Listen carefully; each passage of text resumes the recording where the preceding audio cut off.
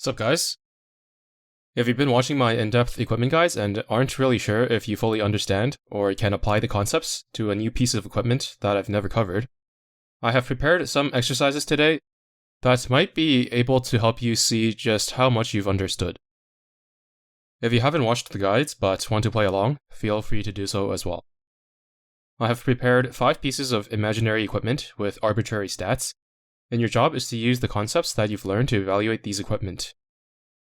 I'll also leave a few pieces of existing equipment beside each one so you can make comparisons. You should consider questions like, which ship archetypes would use it and for what content? Is it super powerful or does it just have 1 or 2 niche use cases? How does it compare with existing equipment and how would it interact with other equipment setups? These are just some of the questions that you can attempt to answer when analyzing these equipment, but you can try to go even beyond that. I'll first show you each piece of equipment, at which point you should pause the video and evaluate it. You can write something on a notepad and then leave it as a comment if you want, but that's optional. At the end, I'll give you my own analysis of the equipment as well, which might not cover literally everything to do with the equipment despite me being the person who came up with them. If you're able to notice things that make sense that even I didn't, then it's a pretty good sign.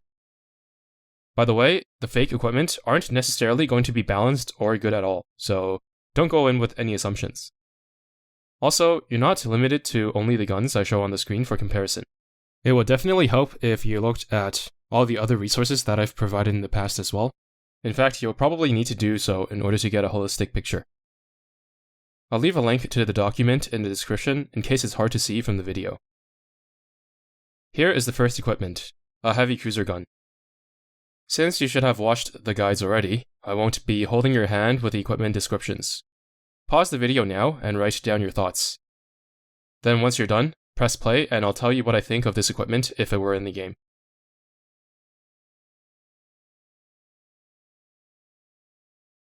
Okay, so it's basically just a more medium armor specialized Hindenburg gun. It has lower spread than the Hindenburg gun, but also lower angle. I mentioned that angle is less important than the spread, so I would expect that the gap between the Hindenburg gun and this gun would be wider than the paper DPS suggests, but if you're fighting multiple enemies of different armor types, then this would not be a good choice. The next piece of equipment is a light cruiser gun. Pause the video now and write down your thoughts.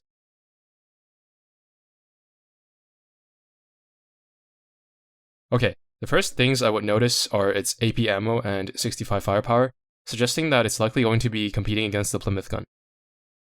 Looking at its DPS though, it loses out to the Plymouth gun across the board, and it has a very high cooldown in comparison. So what are its redeeming features? First is the fact that it deals much more damage per hit, meaning that it would probably be a lot more effective in bursting down suicide ships as a battleship secondary. I would definitely prefer to use this gun over the Plymouth gun, and save the Plymouth gun for Vanguard main gun slots with its lower cooldown. Additionally, it only has 10 degrees of spread, making it more accurate at longer distances. There's really only one relevant situation where this would come in handy, and that is for Fritz Rume. When I tested the Plymouth gun and the Gold Twin 150, the results were very close. Since this gun has the same spread, slightly higher DPS, and 65 firepower, it should be the definitive best option for Rume if it existed. Now, let's move on to the next equipment, a fighter. Pause the video now and write down your thoughts.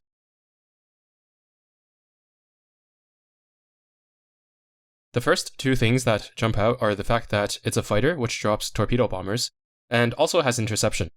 Kind of like a Wyvern, but fighter version and aimed. Despite its 130% modifier against heavy armor, it actually deals less damage against heavy armor than the LA9, both in terms of damage per round and damage per second. Not to mention the difference in aviation. However, there are a couple of areas where it beats the LA9. First is its interception. Although not amazing due to its 50 flight speed and 10-second interception cooldown, it is something that it has over the LA9, and it could be the difference maker in keeping your carriers concealed in a fight like Taiho Meta, in which case it could perform better than the LA9. Also, it is a bit faster than the LA9, making it much easier to get 4 strikes with. It does really only stand out against a single heavy armor boss though.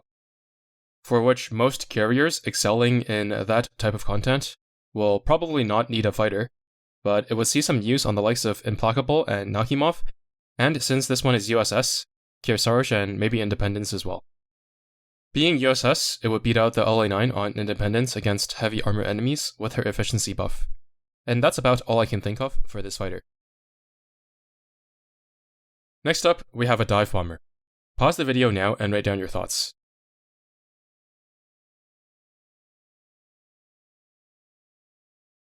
This one is quite straightforward. If you checked the bomb spread page and looked for other bombs with 33 spread and 22 splash, you should have found that the hit rate of it on a large enemy would be 67.33% on average. Applying the hit rates to this plane and the Tenrai, it is about 7% stronger than the Tenrai per strike on average against light and medium armor. It's also not a rainbow plane, so it would cost much fewer resources to upgrade. But with its lower aviation, the total damage of the airstrike will likely turn out to be about the same. It is also just a tiny bit faster than the Tenrai, which would come in handy in very rare situations, or for tinkering with strike order. Having lower splash than the Tenrai means it would not be as good when there are multiple enemies though. In total, it would be a Tenrai side grade against single target light and medium armor enemies that is cheaper to upgrade, and better than the SP3C across the board. The final equipment is a battleship gun. Pause the video now and write down your thoughts. This is going to be a long one.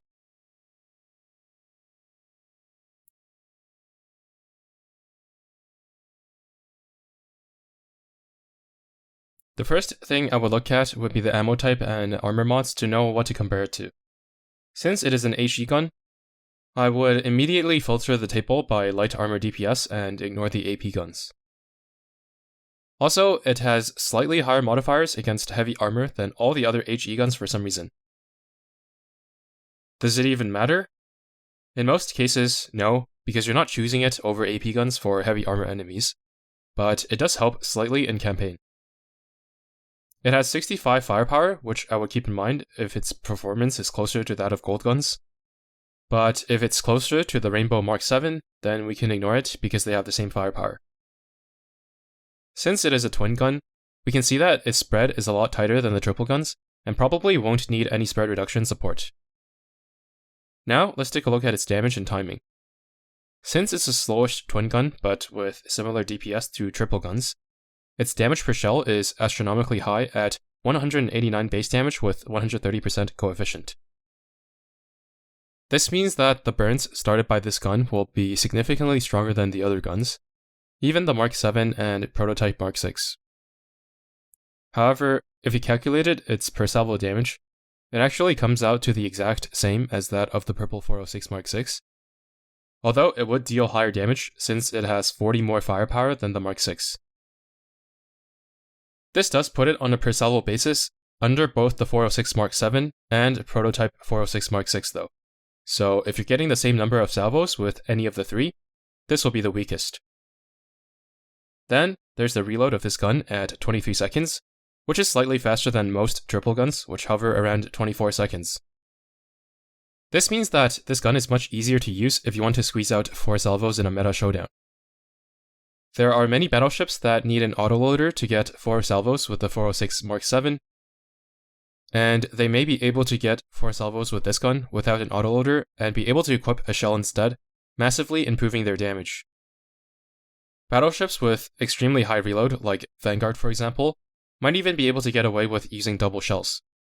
The final thing that you might have noticed is that it's an IJN gun, meaning that Musashi would be able to use it and get her enhanced barrage.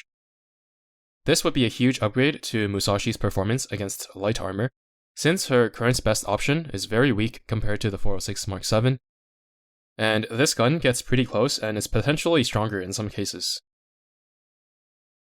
However, even if this gun existed, I don't think Musashi would be one of the best options against light armor, with competition like Bismarck's Way and Alsace, but I could be very wrong here. I haven't done the calcs for obvious reasons. It is unfortunate for Kearsarge though that it isn't a USS gun, as she would really benefit from having the lower cooldown of this gun since she doesn't have any reload buffs.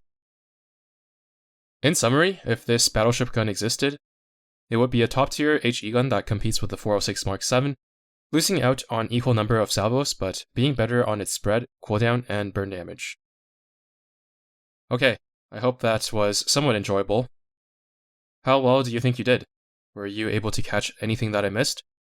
Do you feel more confident in your ability to judge equipment, or did it leave you more confused? I would love to hear your feedback in the comments. Thank you for watching, and see you in the next one.